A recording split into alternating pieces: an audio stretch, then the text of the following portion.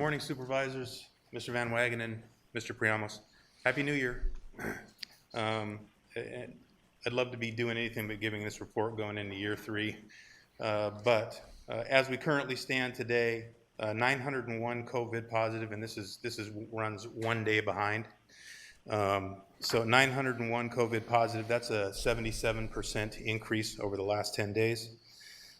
Just for reference, last year, January 10th, is where we peaked with hospitalizations at 1,671.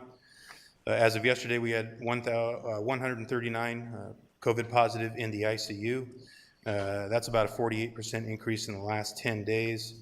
And we did also crescendo with ICU COVID positive last year on the 10th of January at 375.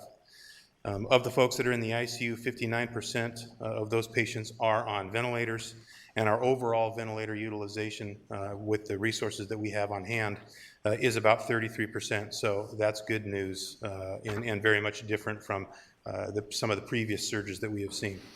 This surge is a little bit different in nature than the previous surges, in that the previous surges largely spared the EDs. We saw lower ED volumes in previous surges, particularly last winter's surge, compared to the baseline ED volumes we were seeing, and the EDs are just getting hammered right now. So we're seeing very high volumes in the ED. And on top of that, all of these COVID numbers are laying on top of a really larger non-COVID inpatient hospital census. So the hospitals are very busy. Just because the numbers are lower than they were during last winter's surge, that's not necessarily representative of the full impact on our healthcare system and on the hospitals, because they're laying on top of that higher non-COVID patient load that they're all carrying.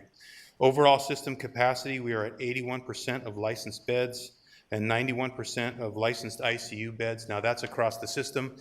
There are some hospitals, as a matter of fact, there's a number of hospitals that are close or are over, some are well over 100%.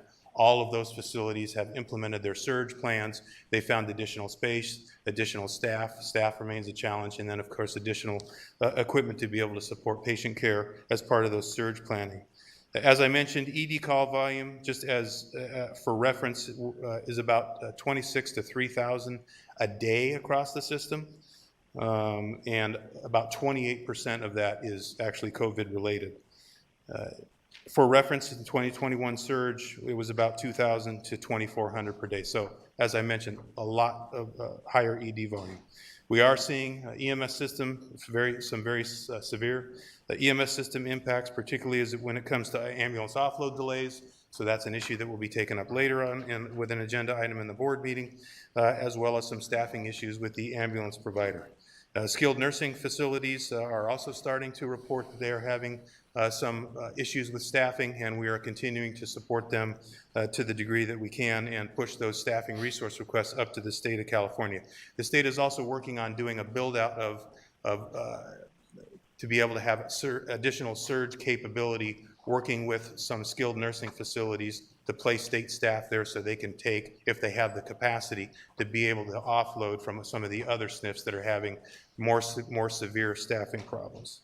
As far as our ongoing support efforts, you know that we continue to coordinate all the COVID response activities, the medical and health response activities through the Medical and Health Department Operations Center. It has been that way since April when we stood down the EOC, and that DOC continues to be managing all of our efforts. Additional efforts as far as resource requests to the hospitals, thanks to the support of this board through the CARES funding, some of the other funding streams, as well as some of the mutual aid resources that we have received from the state. We've retained them here in the county in our warehouses. We've actually expanded to multiple warehouses now. So when it comes to stuff like mobile buildings, we've deployed those to the hospitals if they've requested them. These are the buildings that they put outside the ER to help with patient load, as well as surge tents. Ventilator cache, we're only about 33%, as I mentioned, so we have a large cache, as well as still have a large cache of personal protective equipment. Personal protective equipment is holding up pretty well as durable medical equipment in the hospitals, but we do have cash to be able to supplement them if they request it. Once again, as has been in previous cases, the real issue is staff. Several of the hospitals, as a matter of fact, most of the hospitals have put in staffing requests. The state has not fulfilled those staffing requests quite as quickly as they were doing in previous surges, but they are now starting to provide staff, and staff is trickling in based on those resource requests. We are continuing to have coordination calls with all of the hospitals and state partners to make sure that those resource requests are staying high on the priority list, but pretty much every county, this picture I'm painting for you as far as hospitalizations is literally playing out right now in every county in the state of California. So those staffing resources are hard to come by. One thing that is always continuing, and as has been the case, and shout out to our UHS Medical Center, as they have continued to partner with the state. They have done surge build out there, so they're able to take on additional capacity there and are assisting with offloading and taking in patients from around the region if needed.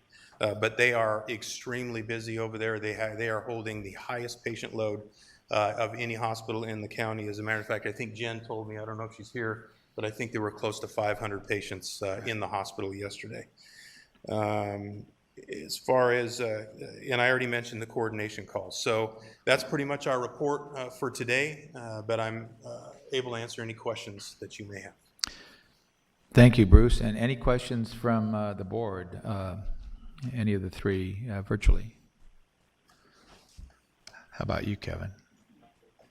You know, I'd just like to make one comment and maybe a little bit. We talk about the surges. You know, originally it was going to be we're going to flatten the curve for two weeks or whatever. From my understanding, there's the bad part about the Omicron is it is so contagious. In fact, on the way over to work yesterday and today, it was almost as though a lot of people weren't going to work. So I think it's the first time I've seen social distancing practiced on the freeway. Sometimes it can be a good thing, but the thing that this good part of this is that when you have such a quick surge, it peaks earlier. And so I've heard from some reports and talking to Dr. Leung and such that we may be in the peak right now, but some models are showing it right now and some models are showing it in a week or two. So if we can weather through this, there's going to be a lot of people feeling ill, not coming into work and such. But overall, this one might be one that we can see the light at the end of the tunnel fairly early. And again, thank you for your reports. Thank you for staying on top of stuff. And hopefully especially our people working in the hospitals that have this is going on the third year. We're going to have to really do some recruiting for a lot of, because I know a lot of them are getting just worn out and leaving the profession. So thank you both. Yeah, our hands are up. Supervisor Perez, my hands are up. Oh, sorry. Okay, so I'm looking. My deal here is, let's see. Here we go. Okay, so yeah, go ahead, Karen. Okay, couple of quick questions. Kim, do you see that all the efforts that we put in our seniors, because I'm a senior, I'll put it the higher end of seniors. I know we put a lot of emphasis the last round. Is that showing as a positivity, not in COVID, but in the lack or a lesser amount of our seniors that are getting ill and hospitalized? Supervisor, that's a great question. So I would say yes overall, with the caveat that all of that effort that was put into getting our senior populations vaccinated and making sure that they were protected and minimizing the number that went to hospitals, that was all done. The big push was over 6 months ago. So now we really need to go back and follow up with the boosters and make sure that those folks are boosted, because we know that immunity has waned in that population and they are more susceptible to getting infected. So double-edged sword, because we made a big push at the beginning and now we are following up and pushing the booster as well. My second question is, I don't know if you've had the opportunity to see the news in the last 24 hours. I try and avoid it, but boy, this one caught me. And Dr. Walensky and Fauci have been testifying in one of the committees, and it's been almost appalling to hear some reverse turns on some of their statements. I hope that you keep us up to date, because it's kind of interesting, and I don't know, as I said, if you've had a chance, I think you should, because alarming that there is such a big change in some of their direction. So I don't know if that's going to filter down or how that's going to be handled, but they were before one of the committees, and I just hope that we get some answers on that one. Absolutely. We'll continue to monitor. Thank you. Supervisor Perez? Thank you, Mr. Chair. Thank you, Tim and Bruce, for the presentation. I wanted to ask, I understand that maybe later today, Tim, we're going to send out some sort of document, information for more test sites. Is that what's happening? Yes, Supervisor, we're going to be sending out just a flyer to make it easy for people to locate test sites, and it will have the expanded hours on it. Very good. I'd like to honestly make sure that we get that out to the media in hopes that they will print it Absolutely. or speak to it, if it's radio, TV, what have you. That would be helpful. Sure. And because of the surge, I'm wondering if we need to close the chambers. I'm wondering if folks need to rethink here and maybe have people work from home. Just want to get your thought about that. So Supervisor, that is a tough one, and ultimately up to the decision of the board.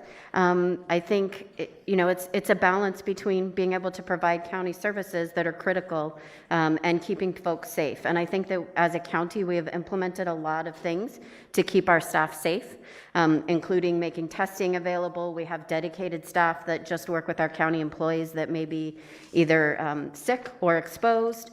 So there are a lot of things in place, ultimately it's up to the five of you to decide if you want to do more. Appreciate it. And just on my end, we're working on a skeleton, if you will, staffing, where some folks are working from home. We have some folks here in the office, but everyone is definitely distanced and working out of their own office with the door closed. Seems to be working for us very well. Nonetheless, though, people have gotten sick. And so just a thought for my colleagues to consider. And obviously, I'll go with the majority if folks want to make that decision to close down or not. But nonetheless, just wanted to bring it up. Thank you.